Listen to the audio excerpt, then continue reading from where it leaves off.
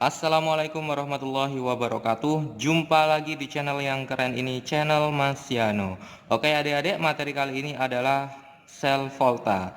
Skuy disimak baik-baik materi ini sampai selesai mengenai sel volta adik-adik.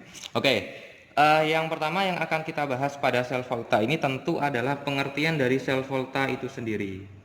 Oke, ada yang pertama, kita akan mempelajari apa itu pengertian dari sel volta.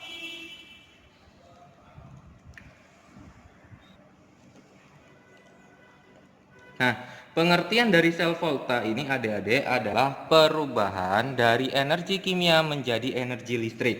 Oke, Mas Yano tuliskan perubahan dari energi kimia menjadi energi listrik. Menjadi energi listrik. Oke, kata kuncinya di sini kimia menjadi listrik adik-adik. Nah, energi kimia dalam sel volta itu yang bagaimana Mas Yano? Energi listrik yang ada dalam sel volta itu bagaimana Mas Yano? Artinya adik-adik, kalau kita berbicara tentang energi kimia pada sel volta ini nanti hubungannya dengan yang namanya reaksi redoks. Kalau energi listrik nanti hubungannya dengan yang namanya arus listrik. Oke. Contoh penerapan pada sel volta itu pada kehidupan sehari-hari contohnya adik-adik adalah baterai dan sel aki yang terjadi pada baterai dan sel aki. Oke. Jadi dua contoh ini dia merupakan merubah energi kimia menjadi energi listrik. Oke, itu mengenai pengertian dari sel volta. Nah, selanjutnya yang perlu kita pahami pada sel volta itu adalah deret volta. Jadi ada yang namanya deret volta, adik-adik. Deret volta. Oke. Deret volta ini pengertiannya adalah urutan-urutan logam-logam dari reduktor terkuat sampai reduktor terlemah. Jadi deret volta ini kalau berbicara deret berarti urutan adik-adik. Jadi urutannya urutan logam-logam dari reduktor. Reduktornya terkuat sampai reduktor terlemah, sampai reduktor terlemah. Oke.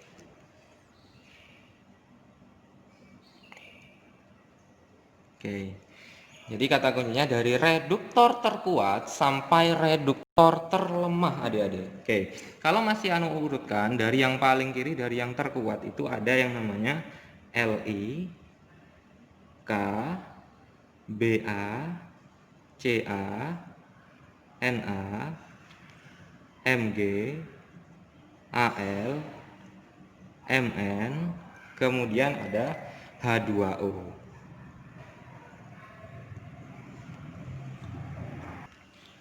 Selanjutnya ada Zn, ada Cr, Fe, ada Cd, ada Co, ada Ni, ada Sn, ada Pb.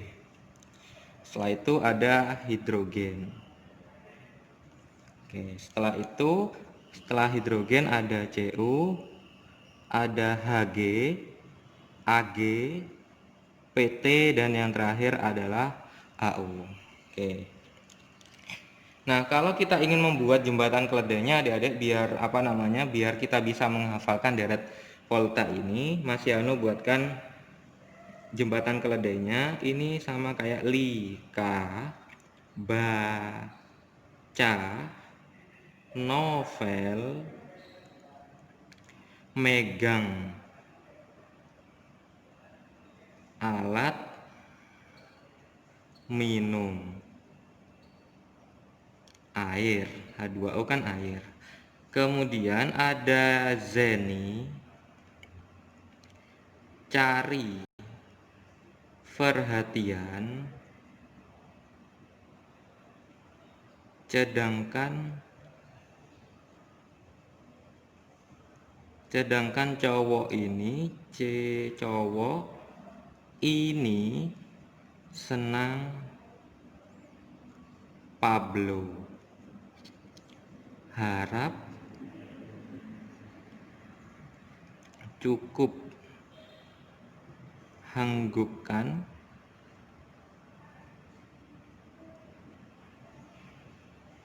agar Putri tahu. Oke, ini adalah deret volta adik-adik, ini PT ya. Oke, Lika baca novel, megang alat minum air, Zeni cari perhatian, sedangkan cowok ini senang Pablo. Harap cukup hanggupkan agar Putri tahu. Oke, nah adik-adik di sini untuk hidrogen, di sini dia memiliki voltmeter atau kuat arusnya sebesar 0 volt. Nah, semakin ke kiri dan semakin ke kanan, kalau semakin ke kiri itu N0-nya semakin negatif adik-adik. N0-nya semakin negatif. Kalau semakin ke kanan, N0-nya semakin positif. N0 semakin negatif itu menandakan reduktornya terkuat. Kalau N0 semakin positif itu menandakan reduktor terlemah.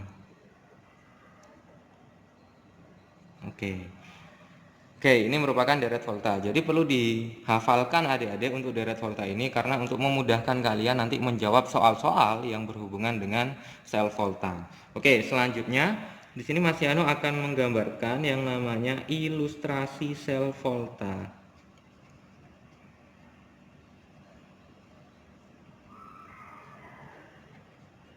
Oke, ilustrasi sel volta adik-adik.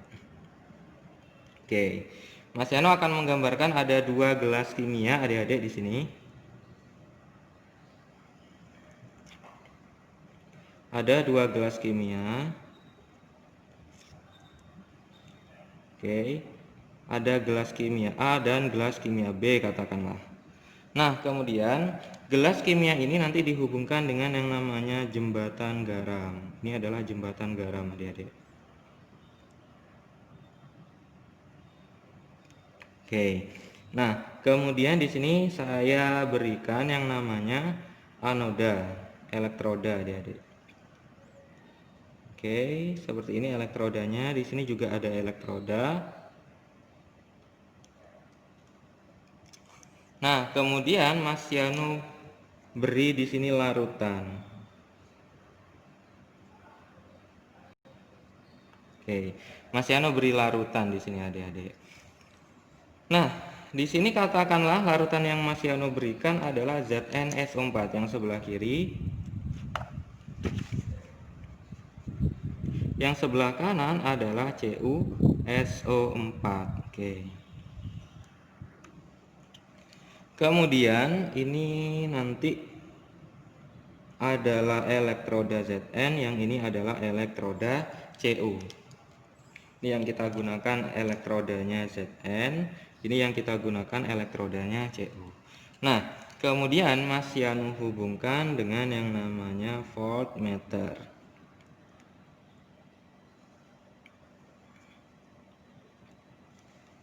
Oke, Mas Yano hubungkan dengan yang namanya voltmeter. Oke, nah apabila ini nanti dihubungkan dengan voltmeter, maka nanti akan terjadi reaksi kimia adik-adik, sehingga energi kimianya atau reaksi redoksnya itu nanti akan berubah menjadi energi listrik yang ditandai dengan adanya voltmeter ini akan menghasilkan angka pada voltmeternya. Nah adik-adik, ketika ini terjadi reaksi, maka nanti Zn ini nanti dia akan membentuk yang namanya gelembung-gelembung di sini, sehingga nanti dia akan mengalami reaksi oksidasi. Nah, karena dia mengalami reaksi oksidasi, maka nanti Zn yang ada di sini dia akan berubah. berubah menjadi yang namanya Zn2+. Zn2+. Nah, sedangkan pada CuSO4 dia nanti mengalami yang namanya reduksi. Sehingga Cu yang ada di sini nanti dia akan berubah menjadi padatan-padatan di sini. Ini merupakan Cu2+-nya.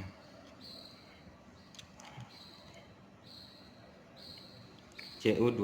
Nah, adik-adik, karena kemudian di sini kelebihan Zn2+, Zn tadi berubah menjadi Zn2+, maka nanti untuk mengatasi kelebihan Zn2+ ini digunakanlah nanti jembatan garam. Jembatan garam yang kita gunakan katakanlah adalah KCl. Sehingga karena di sini kelebihan positif, ion positif, maka nanti di sini akan ada Cl- yang masuk untuk berikatan dengan Zn2+. Sedangkan di sini karena Cu2+-nya dia teroksidasi, terreduksi menjadi Cu, maka nanti dia kekurangan ion positif. Ion positifnya itu nanti akan digantikan oleh ion K+. Oke. Nah, adik-adik, pada Zn ini dia merupakan anoda, kalau pada Cu dia merupakan katoda. Nah, anoda itu tempat terjadinya reaksi oksidasi, kalau katoda tempat terjadinya reaksi reduksi. Untuk kutubnya di sini negatif, di sini positif. Nah, adik-adik, karena kemudian di sini terjadi reaksi kimia, maka nanti ini akan menghasilkan kuat arus ditandai dengan yang namanya pergerakan elektron, aliran elektron, sehingga nanti menghasilkan yang namanya kuat arus dalam voltmeter ini. Ini adalah aliran elektronnya. Jadi elektronnya mengalir dari anoda ke katoda. Oke, kalau Mas Yano tuliskan di sini hal-hal yang penting dalam sel volta.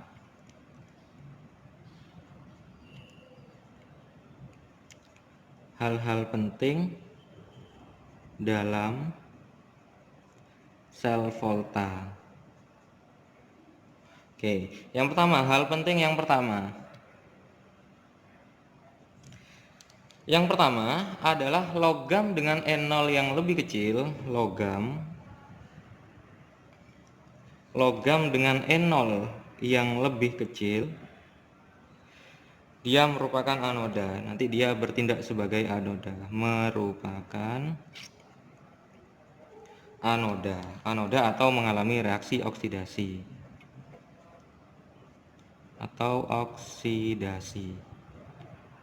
Oke.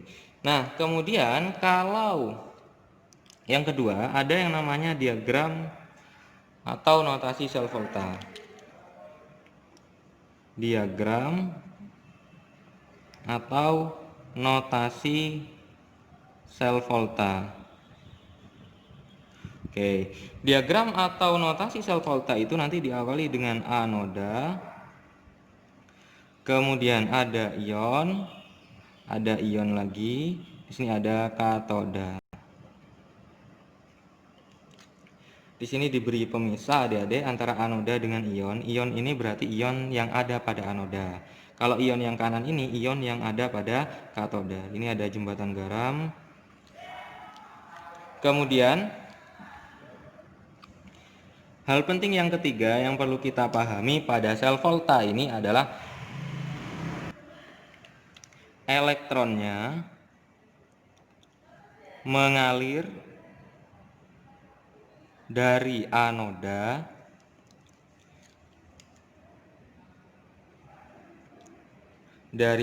ke katoda. Ini elektronnya selalu mengalir dari anoda ke katoda, adik-adik. Sehingga nanti reaksinya adalah reaksi spontan. Kemudian yang terakhir adalah logam di sebelah kiri. Logam kiri itu berarti kita harus hafal deret volta, adik-adik. Logam kiri itu nanti mendesak ion logam kanan, mendesak ion logam kanan. Nah, kata lain dari mendesak ini adalah bisa mereduksi bisa mengendapkan. Oke. Jadi kata mendesak itu bermakna mereduksi atau mengendapkan. Ini adalah hal-hal penting yang ada pada sel volta, adik-adik. Nah, selanjutnya adik-adik, karena kita berbicara tentang sel volta, maka kita akan berbicara tentang potensial listrik yang dihasilkan dalam sel volta, adik-adik. Jadi ada yang namanya potensial listrik yang dihasilkan sel volta ini dapat dihitung melalui rumusnya adalah, jadi ada N0 sel yang kita hitung adalah N0 sel nanti. Dia merupakan hasil pengurangan antara N0 reduksi dikurangi N0 oksidasi, atau N0 yang ada pada katoda dikurangi N0 yang ada pada anoda. Atau adik-adik, untuk lebih memudahkannya, N0 yang lebih besar, N0 besar itu nanti dikurangi N0 kecil.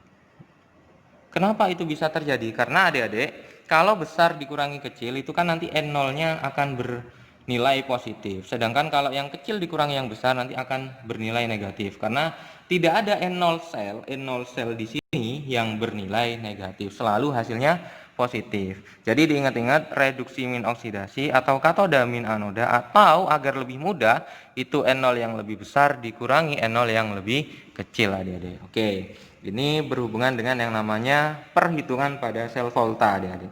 Oke, kemudian yang terakhir adik-adik, kita akan mengenal yang namanya korosi, adik-adik. Pada sel volta ini kita akan mengenal yang namanya korosi. Apa itu Mas Yano mengenai korosi? Jadi korosi itu pengertiannya adalah peristiwa teroksidasinya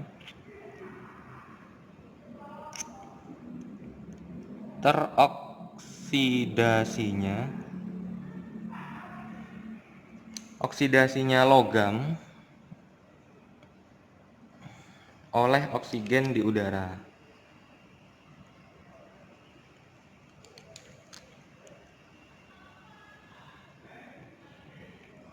Oleh oksigen di udara. Nah, agar kita tidak mengalami korosi, agar suatu logam itu tidak mengalami korosi, maka perlu dilakukan yang namanya pencegahan korosi. Ada yang namanya pencegahan korosi. Oke. Nah, adik-adik, kita tahu bahwa logam yang sering kali kita jumpai di sini adalah di alam ini adalah logam besi, adik-adik. Katakanlah di sini ada logam besi. Kemudian besi ini, di sebelah kanan besi ini ada, misalkan kita buat sampel aja, adalah Ag misalkan. Kemudian kalau di sebelah kirinya besi itu ada yang namanya aluminium misalkan. Aluminium. Oke. Berdasarkan deret volta, ini adalah urutan atau letak dari logam aluminium Fe dan Ag. Di sini adalah Al, di sini adalah Fe, di sini adalah Ag. Jadi Ag itu letaknya di sebelah kanannya Fe pada deret volta, sedangkan Al itu letaknya berada pada sebelah kirinya Fe pada deret volta. Nah, adik-adik, makna dari deret volta ini, kalau di sebelah kirinya Fe ini, kalau di sebelah kirinya Fe ini, Al contohnya, berarti dia cenderung mudah teroksidasi. Kalau yang sebelah kanannya Fe, dia cenderung sulit teroksidasi. Nah, biasanya adik-adik ada pencegahan yang namanya perlindungan katodik dan pelapisan. Nah, kalau kita ingin memberikan perlindungan katodik, maka yang kita gunakan adalah logam-logam yang ada di sebelah kirinya Fe kalau misalkan kita ingin melindungi besi. Jadi kalau kita ingin memberikan pencegahan menggunakan perlindungan katodik,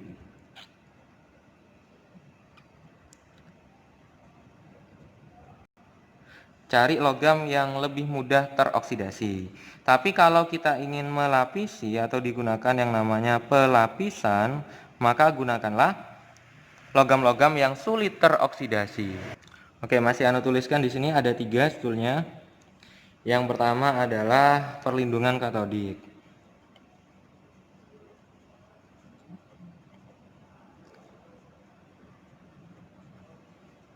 Maksud dari perlindungan katodik ini adalah agar korosi suatu logam lambat, suatu logam lambat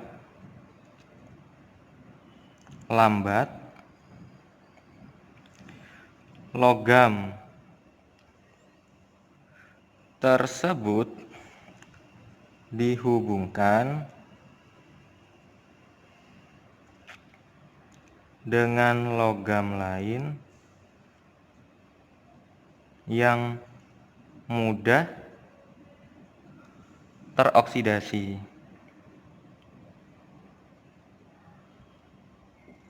Oke. Kemudian kalau cara yang kedua adalah pelapisan.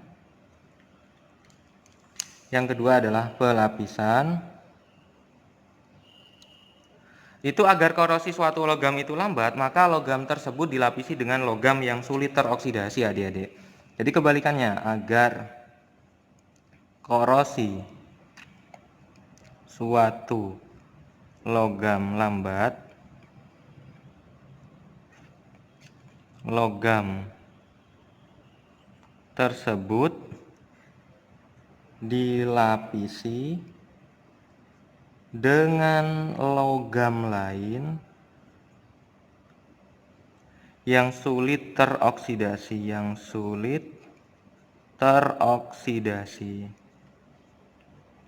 Oke, jadi kalau sebelah kanan yang lebih sulit teroksidasi itu digunakan untuk melapisi, tapi kalau yang sebelah kiri yang lebih mudah teroksidasi itu biasanya digunakan sebagai perlindungan katodik atau nanti nama lainnya adalah pengorbanan anoda.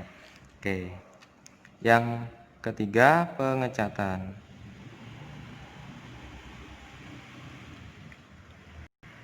Pengecatan ini digunakan untuk menghindari kontak besi dengan air dan udara, adik-adik. Jadi pengecatan ini digunakan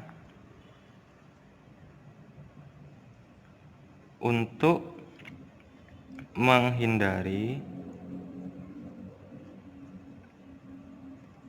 kontak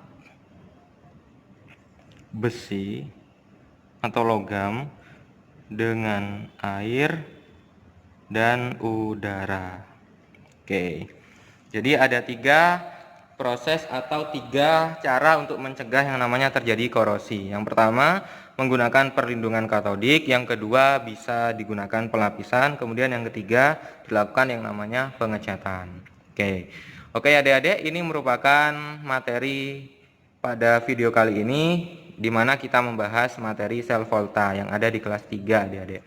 Semoga adik-adik bisa lebih memahami materi sel volta ini setelah kalian menonton video yang masih Anu sajikan. Semoga adik-adik masih tetap di channel ini, di channel Masih Anu ini, agar apa? Agar nanti di lain waktu Masih Anu akan mengupload video-video yang lain yang berhubungan dengan materi kimia tentunya.